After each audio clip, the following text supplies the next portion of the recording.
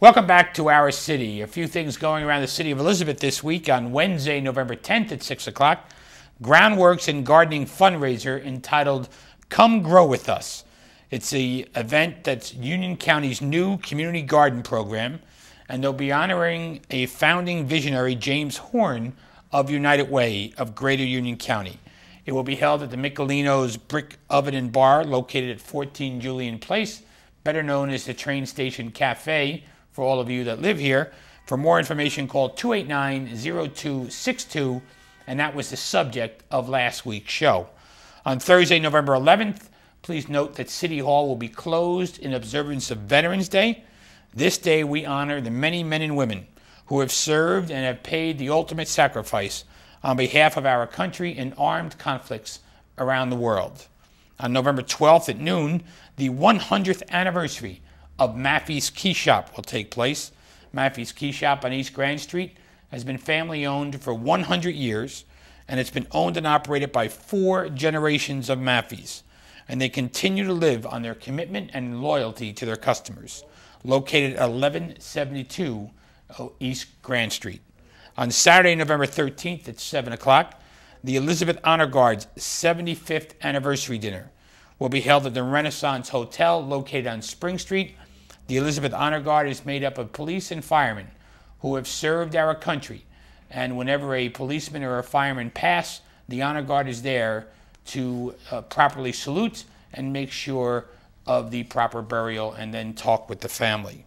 Following that event at 8 o'clock, the 2010 Honoree Dinner presented by the El Salvadoran Chamber of Commerce. This event will feature food, live music. It will also be held at the Renaissance Hotel. That's an easy night for me. I can go to both places in the same location. And on Sunday, November 14th, I'll join members of the Portuguese Leos Club celebrating their 14th anniversary.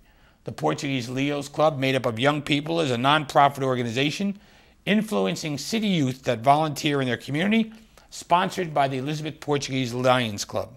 Featuring food, music, entertainment. It's going to be held at the Portuguese Instructive Club on Routes 1 and 9 at the corner of Grove Street. For more information, call 355-1222. If you need more information concerning these events or any other events, please call our Public Information Office at 820-4124. And numerous shows you have heard myself or guest hosts speak about the importance of IKEA in the urban enterprise zone, the jobs that it's created, to what IKEA has meant to the city of Elizabeth over the years. In the last couple of years, not only did they do an expansion, but they've just got done with a major renovation of their store. So I encourage all of you, if you're looking for furniture, shop at IKEA in the city of Elizabeth. And I'm pleased to be joined by the Communication and the Interior Design Marketing Manager at IKEA Elizabeth, Mr. Marty Dorley. Marty, welcome to the show. Thank you, Mayor. It's good to see you. Likewise. You told me at the break before we started you've been at IKEA since the door opened. I have, even beforehand. I was there to see the earth turned, and I saw a blighted site turned into a beautiful retail center. Now, was that your first stint with IKEA, or were you there before that in some other capacity? No, that was my first stint into IKEA. So I came on board about 6 months before that store opened. That's 21, 22 years ago. Yeah, it's been a while. Made a career. Made a career. Good for you. Good place to work for. Now, we've been there, just said 22 years ago, and has the product offering in your 22 years, have you seen it change somewhat? It has. I would say a lot of the hiccups we may have suffered from in the very beginning, and again, this was our 5th store in the U.S. at the time, most of our products were in metric measure. So of course we had challenges with customers trying to understand metric measure of kitchen cabinets, mattress sizes, etc. And of course all of these things have been changed to English or imperial measure today to make it more convenient and easier for the customers to shop. Since I have a 5th grader, you raise an interesting point. Is the United States and England the only 2 countries in the world not on metric measure, or are there more? No, actually, I think we're it now. Oh, even England's on right, the metric. The UK, they changed, I believe, back in the mid-90s. And of course, we had our attempt back in 1976. We had an attempt to change in the 70s, but it just didn't work, right? Right. I mean, even Jersey, they had changed the speed limit signs and everything to show English and metric. And still no takers. They were actually making cars with the, GM was making cars and others with the kilometers per hour. Correct, but exactly. it never went anywhere. Yeah, never went anywhere. So when you talk about the product offering change, this table and chairs that we sit on was a donation from IKEA. And before the show, you said, hey, it's time to update. Right. There's other things going on at IKEA. I think what's great is it's still holding steady. Well, that's probably a good thing later. to point out. It's only the second set in the 18 years we've been doing the show, the bookcase in here, and it's worked out well. Yeah. I mean, I would say people's taste change in colors. Black, brown, of course, would be a trend right now that most people seem to prefer. But nevertheless, I think the condition is fine, you know, knowing how busy you are here and on the set. Exactly. We're here every week, and that's a great testament to the sturdiness of the things at IKEA.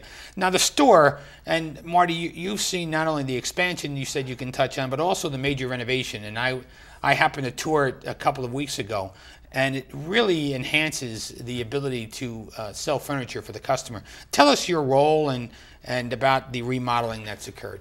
Well, my role in particular, if you take communication and interior design and marketing, the communication aspect is really communicating the product range, as we call it, or product assortment, to the consumer coming in.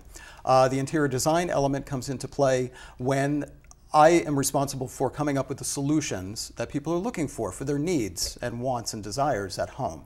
And of course, the marketing aspect is us getting out there, getting the word out about IKEA, particularly now the fact that the remodel is over, the dust has settled, everyone is welcome back. You don't need to go to Paramus or to Brooklyn anymore. We're open for business. Now, Marty, tell me about that. You said a lot of things in a mouthful there. How do you figure out what the customer wants? Do you do surveys at the store? Do you wait for somebody to call and complain, like similar to what we talked about the metric system earlier in the show? How do you actually? It's hard to figure out what the customer wants. It's actually a combination of things. There's different studies that we can do here on the local market and the regional market on a U.S. scale. The company at large, even when they're looking at developing new products, they actually start by really getting into the mindset of the end user, going into people's homes and having one-on-one interviews. And this is everywhere and anywhere. We could be talking about an apartment in Taiwan. We could be talking about an apartment in Paris, in Burbank, California. It doesn't make any difference. Really, at the end of the day, it comes down to we all need a place to sleep, we need a place to put our things, we need a place to eat, et cetera, et cetera. So our needs aren't really that different worldwide, but it's about getting in there and finding out specifically what is going to improve the life of the people, of the inhabitants of Would you say the needs are not different worldwide, but are they different based on age groups? Or you don't even see that as much? To some degree, a little bit. Normally, I would say, you know, when you're first starting out, you might have a little less disposable income for home furnishings, but IKEA is, of course, the perfect spot there because we have things at such great prices that you can start out and you can afford to kickstart either your first apartment or maybe it's a dorm room and so forth. But then as you go through life, of course, you can add on. And there is a misconception that, you know, you may have to buy everything at IKEA. And that's not necessarily true. Our products coordinate very well with many other styles of furnishings, so you may be able to go in and just get that particular piece to serve whatever need you may have in your individual home. And then you can make a pitch for other things. Absolutely. Right.